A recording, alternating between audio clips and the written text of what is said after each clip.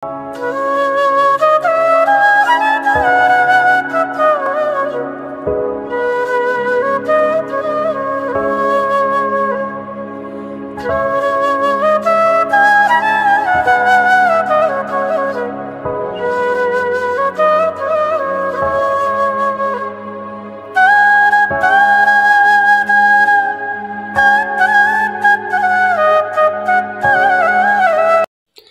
everyone, Assalamualaikum. This is me Nusrat Jahan Momo and welcome back to my channel. সবাই কেমন আছেন? কি অবস্থা? আশা করছি সবাই ভালো আছেন। আলহামদুলিল্লাহ আমরাও ভালো আছি। চলে এলাম নতুন একটি ব্লগ নিয়ে। আশা করছি আমার আজকের এই ব্লগটি আপনাদের কাছে ভালো লাগবে। আজকের ব্লগটা শুরু করেছি বাণিজ্য মেলায় কি শপিং করেছিলাম সেইগুলো নিয়ে।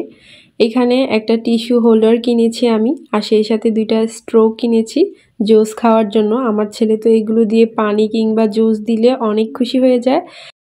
আর এই স্ট্রো দিয়ে জুস খেতে কিন্তু আমার কাছেও অনেক বেশি ভালো লাগে, কারণ জুসের মধ্যে স্ট্রোগুলো যখন দেওয়া হয় এটা দেখতে অনেক আকর্ষণীয় লাগে, খেতে অনেক ভালো লাগে।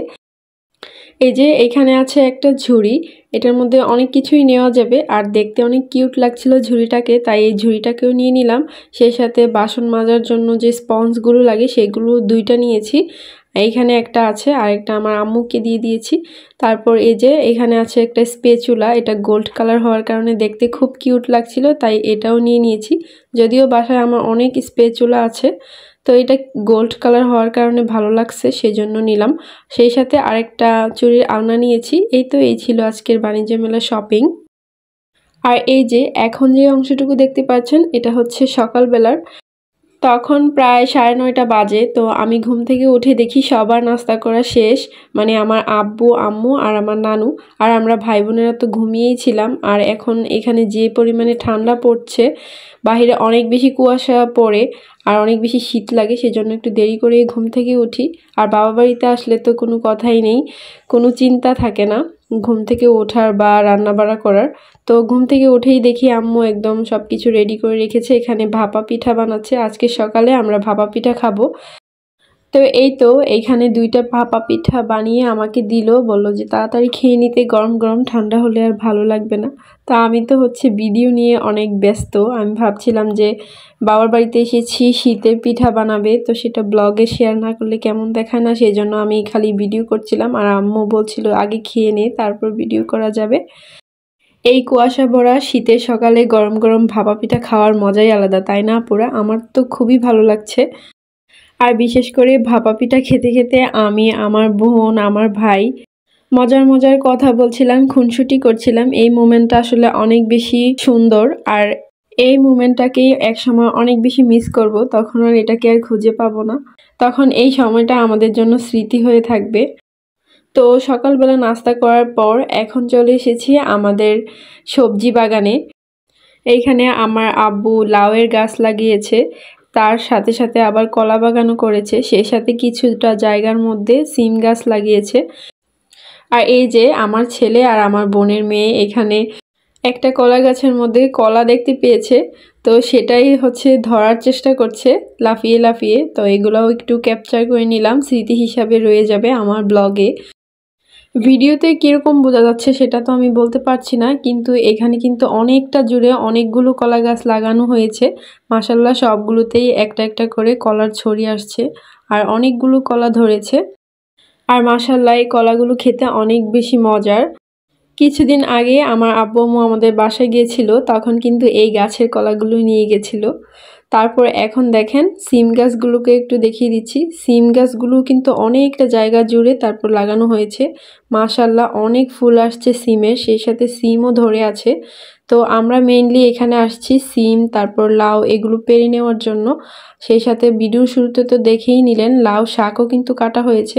আমার বোন তো ঢাকায় থাকে, তো ওরা কিন্তু এই ফ্রেশ সবজিগুলো ওইখানে পায় না, তো ওকে দিয়ে দেওয়ার জন্য আমার আম্মু তারপর আমি আমার বোন আসছি এখানে। আর এই তো আমাদের সবজি কাটা শেষ, সবগুলো নিয়ে এখন বাসায় চলে যাচ্ছি। আগামীকাল আমার বোন চলে যাবে, ওর ননসের ছেলে ওকে নিতে আসবে। তো ভোর সকালে যাবে, তো সেই জন্য আজই সব পেড়ে তারপর প্যাকেটিং করে রাখবে। একটা ফ্যামিলিতে ভাই বোন বেশি থাকলে কিন্তু অনেক বেশি মজার হয়। এবারে আমরা 4 ভাই বোন একসাথে অনেকটা সময় কাটিয়েছি। আর এখন এক এক করে সবার বিদায়ের সময় চলে আসছে।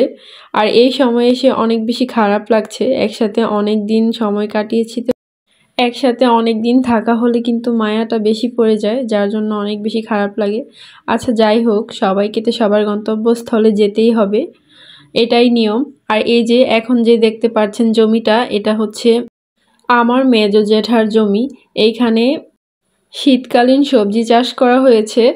এখানে রয়েছে ফুলকপি, তারপর বাঁধাকপি, তারপর ছিল টমেটো, আর ছিল লাউ গাছ, তারপর আরও ছিল আলু গাছ। অনেক রকমের সবজি এখানে চাষ করা হয়েছে।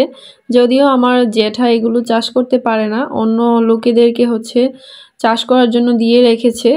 আর যারা এই সবজিগুলো চাষ করে তারা হচ্ছে এই সবজিগুলো বিক্রি করে যে টাকাটা আয় হয় তার অর্ধেক আমার জেঠাকে দেয় আর অর্ধেক তারা নিয়ে নেয়, এরকম আর কি। তো এখানে অনেক বেশি সুন্দর লাগছিল, অনেকটা জায়গা জুড়ে সবজি বাগান করা হয়েছিল, দেখলে একদম মনটা ভালো হয়ে যায়। আর এই তো আমার জেঠার সবজি বাগান থেকে কিন্তু আমার বাবার কলা বাগানটাকেও দেখা যায় একদম পাশাপাশি। সেই সাথে এই যে পুকুরটা দেখতে পাচ্ছেন, এটাও কিন্তু আমাদেরই। আর এই পুকুরটাকেও কিন্তু অন্যজনের কাছে লিজ দেওয়া আছে।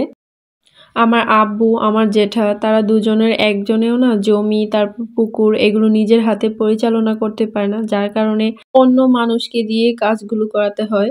যার কারণে আমাদের খুব একটা জমি পুকুর থেকেও লাভ হয় না। তো এই তো এইভাবেই আর কি চলছে। তো এখন আর কি ঘোরাঘুরি শেষ করে এখন চলে যাব। আচ্ছা, বাসায় যেতে যেতে প্রতিদিনের মতো একটা রিকোয়েস্ট করে নিচ্ছি, যেটা আমি সবসময় করে থাকি। যারা এখনও আমার চ্যানেলটিকে সাবস্ক্রাইব করেনি, প্লিজ আশা করছি সাবস্ক্রাইব করে নেবেন।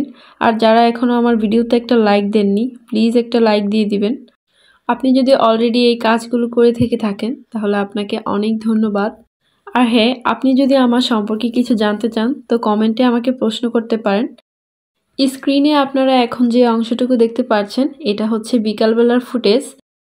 আমার ছোট বোন বলছিল কাল তো চলেই যাব, চলো শাড়ি পরে সরিষা খেতে গিয়ে ছবি তুলি। সরিষা খেতে কিন্তু ছবি তুললে ছবি অনেক বেশি সুন্দর হয়। তো আমার যদিও সরিষা খেতে অনেক ছবি আছে, যার জন্য আমার আর ভালো লাগছিল না ছবি তোলার জন্য।